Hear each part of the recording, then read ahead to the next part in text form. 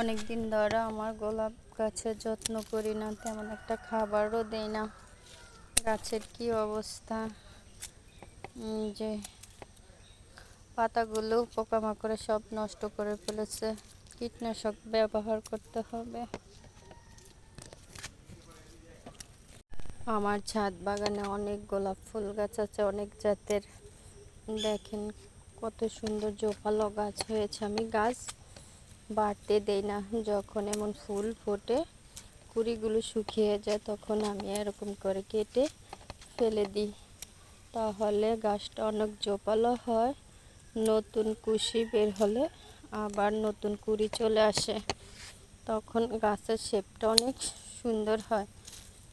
যখন ফুল ফুটবে এরকম করে কেচি দিয়ে সব পাপড়িগুলো কেটে ফেলে দিবেন, তাহলে পরবর্তীতে দেখবেন গাছটা নতুন কুশি বের হয়ে আরও নতুন অনেক ফুল দিবে। এই যে সমস্ত ডাল আমি কেটে ফেলে দিব।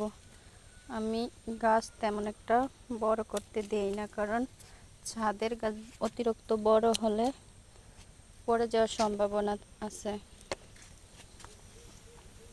সেজন্য এরকম করে সব গোলাপ ফুলের পাপড়িগুলো কেটে ফেলে দিই।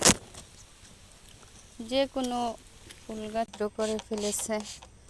গাছটি অনেক দিন ধরে কোনো যত্ন করা হয় না, সেজন্য আজকে এই যে কীটনাশক দিয়ে দিলাম।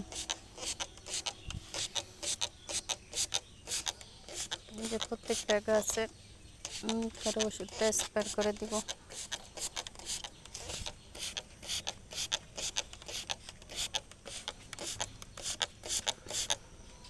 বাদাম পাতাগুলো নষ্ট করে ফেলছে।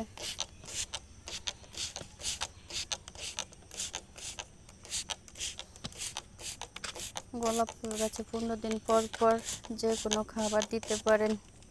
15 দিন পর পর দিবেন, আর মাঝে মধ্যে এমন কীটনাশক ব্যবহার করবেন, তাহলে গাছ আর নষ্ট করবে না। আমি অবহেলার কারণে আমার গাছগুলোর কি অবস্থা হয়েছে।